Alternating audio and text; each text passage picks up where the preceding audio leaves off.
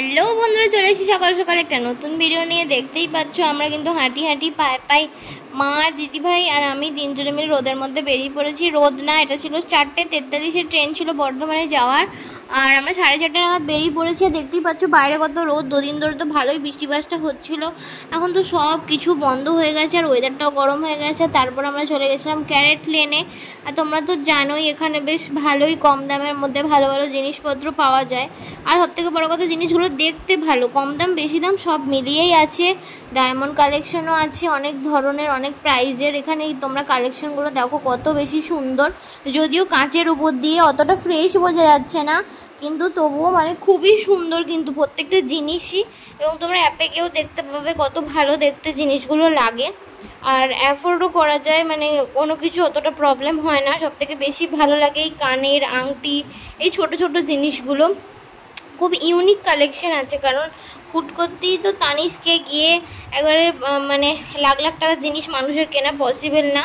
আর এই ক্যারেটেলের লোকেশনটা হচ্ছে বড় নীলপুরের কাছে, তানিস্কের পাশে সেকেন্ড ওয়েবটা পেরিয়ে গিয়েই তোমাদের ওই একটা মানে বড় নীলপুরের আগে একটা গলি আছে বাঁদিকে, সেইখান দিয়ে তোমরা দেখতে পেয়ে যাবে। এই যে ছিল লোকেশন। আর এর পাশেই ছিল ঘুগনি চাটের একটা দোকান, আর আরেকটা ছিল হচ্ছে যে মানে হচ্ছে ফুচকার দোকান।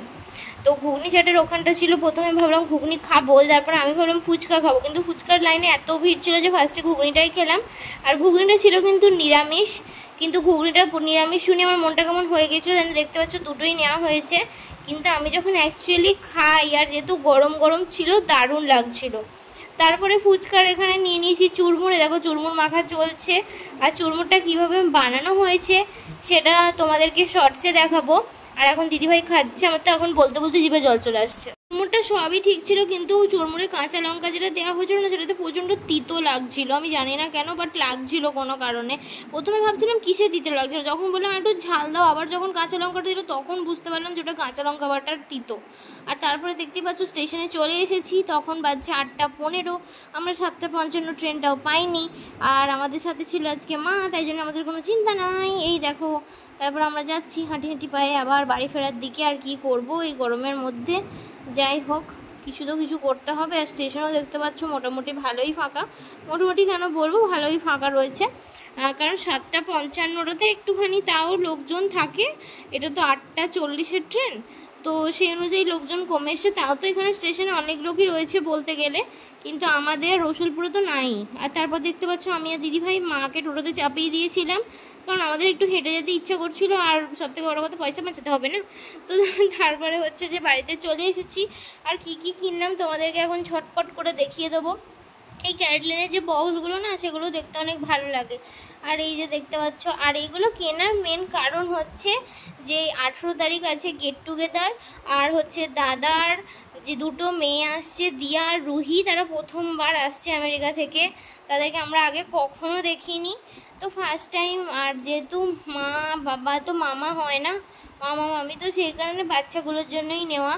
আর এই পেন্ডেন্টটা দেখতে পাচ্ছ কত কিউট, এগুলো বেবি কালেকশনের মধ্যে পড়ে, খুবই সুন্দর। কিন্তু দুটো জিনিসই খুব সুন্দর হয়েছে, আমাকে কেউ দিলে আমি তো খুব খুশি হতাম। তারপরে একটুখানি ম্যাগি করে নিয়েছিলাম, কারণ রাত্রেবেলা খুব খিদে পাচ্ছিল, আর বাড়ি আসার পরে কিছু ভালো লাগছিল না। আর আলু পেঁয়াজের সুরসুরিটা মা করে রেখেছিল, এটাকে আমরা আলু পেঁয়াজ ভাজাটাকে আমরা বলি সুরসুরি। আর দেখতে পাচ্ছ ম্যাগির প্যাকেট দুটোর সাথে কিন্তু এই বাটিগুলো পেয়ে গেছি ফ্রি। ছোটোবেলায় যখন ফ্রি দিত হরলিক্সের সাথে কাপ বা গ্লুকন্ডির সাথে বোতল, যেমন খুশি লাগতো, এই এত বছর পরে যখন ম্যাগির সাথে দুটো বাটি পেলাম, মানে ভাই সেই লেভেলের খুশি লাগছিল। আর তারপরে দেখতে পাচ্ছ আমি জল গরম করতে দিয়ে দিয়েছি, জলের মধ্যে একটু নুন দিয়ে দিলাম। তোমরা পারলে নুনের সাথে একটু তেলও দিয়ে দিতে পারো, তাহলে কিন্তু জিনিসটা ভালো হবে। আর একটু যখন ফোটার পরেই কিন্তু আমি দিয়েছিলাম। আর এই পাস্তাটুকুনি বেঁচে ছিল, আর এইটুকু পাস্তা দিতে ধরো আলাদা করে কিছু খাওয়া যাবে না, তাই জন্য ওই পাস্তাটুকু দিয়ে দিয়েছিলাম। তার সাথে একটা গোটা ম্যাগির প্যাকেট যেটা ছিল সেটা আমি দিয়ে দিয়েছিলাম। আমরা 4 জন মিলে খাবো, মানে আমি, বাবা, দিদিভাই আর মা। তো গোটাটাই লাগতো, কারণ রাতের ডিনার তো আর বাটি করে খাওয়া যায় না ধরো। আর এখানে দেখতে পাচ্ছ 6 প্যাকেট মশলা ছিল, কিন্তু 6 প্যাকেট দিইনি, এর মধ্যে থেকে 1 প্যাকেট আমি রেখে দিয়েছিলাম।